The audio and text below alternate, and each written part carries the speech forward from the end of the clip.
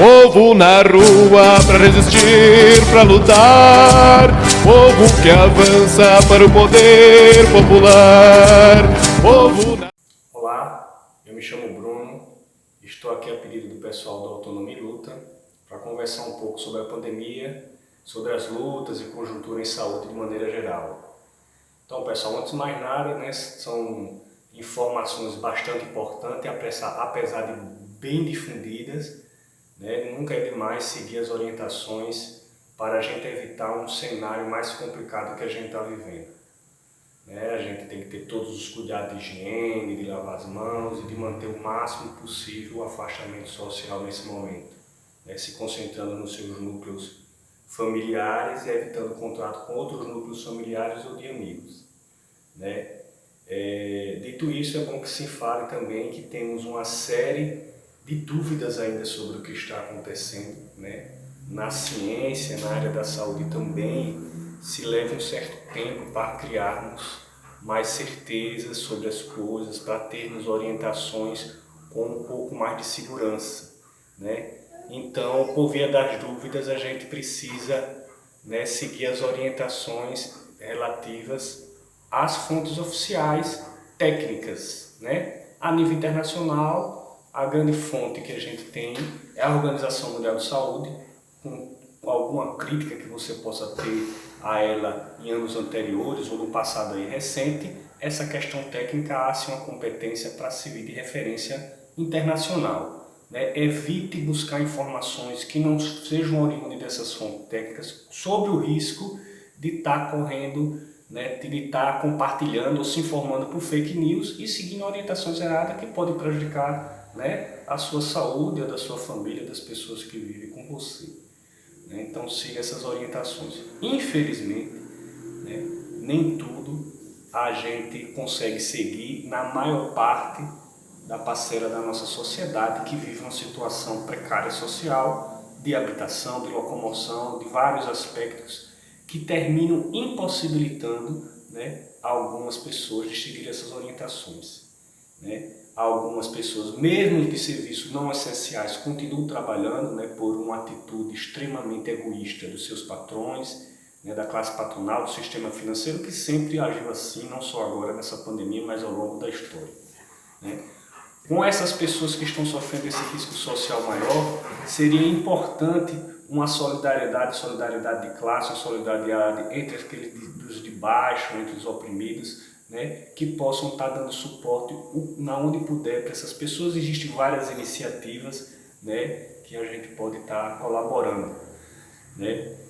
Por mais que tenhamos algumas dúvidas no momento, que só serão sanadas, que só teremos um certo grau de certeza mais para frente, existe um dado muito concreto a qual não há possibilidade de recusar essa informação.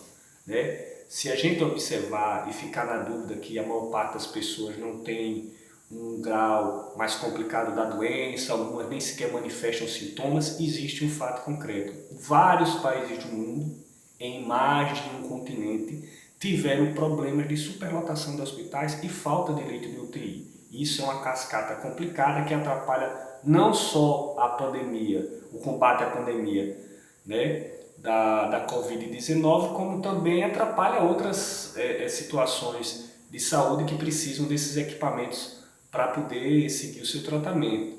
Então, se você está na dúvida da quantidade que contaminou, se deve ou não fazer teste, observe esse dado. Com ele não dá para esconder. Então, todos esses fabricantes de fake news, aquelas pessoas que por má fé se utilizam de fake news para poder ganhar algum lucro, não se esconde essa informação, isso é concreto.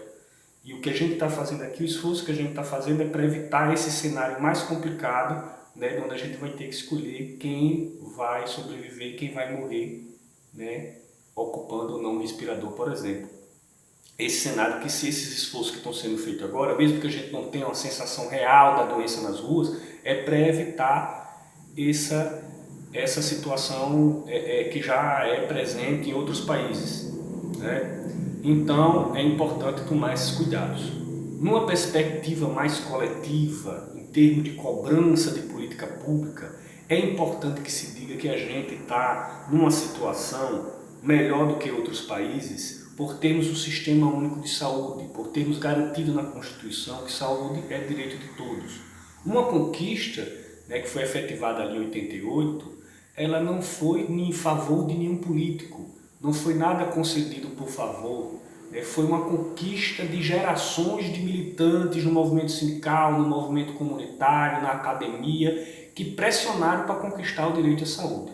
Infelizmente, paralelo às mobilizações sociais, também tiveram mobilizações dos setores ligados ao empresariado da saúde, né, ao sistema financeiro e a todos os governos que subsidiaram a eles, que tratam a saúde como lucro e não como uma necessidade humana. E o SUS não conseguiu ser implementado como a gente gostaria que ele tivesse sido implementado. Existe uma briga histórica para a sua implementação tal como ele foi concebido, né?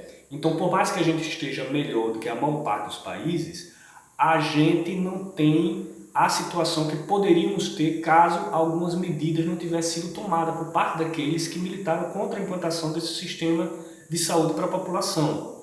E eu vou citar apenas uma grande medida de enorme prejuízo, aí não só para a saúde, mas para a área social como um todo, que foi a Emenda Constitucional 95.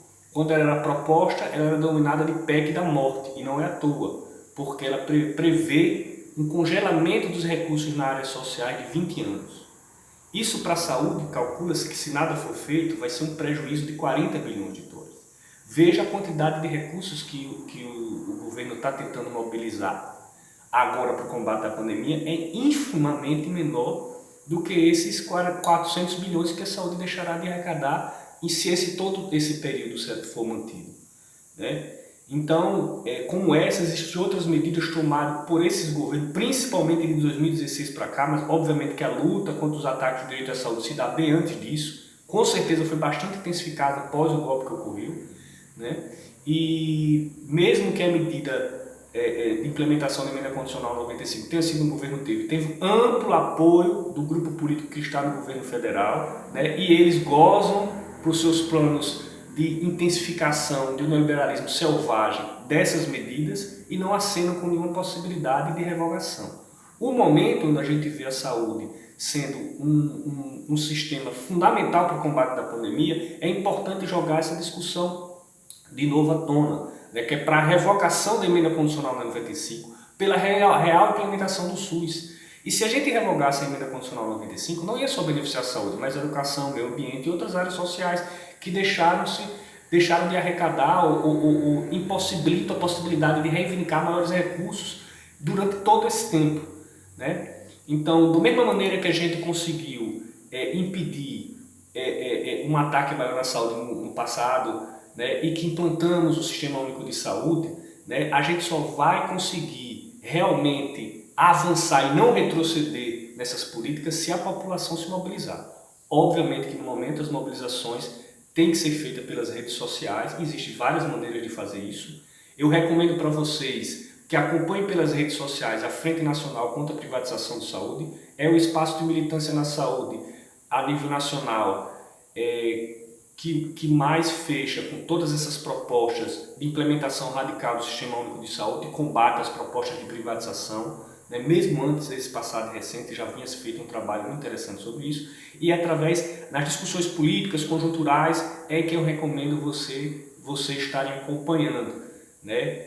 E à medida do possível, quando essa pandemia for começando a ser controlada, vamos tomar as ruas e pressionar para impedir toda essa avassaladora medidas de destruição, né, do Estado de Direito, de todos os direitos conquistados, e aí não só na área da saúde, mas no caso da discussão, enfatizamos mais isso agora.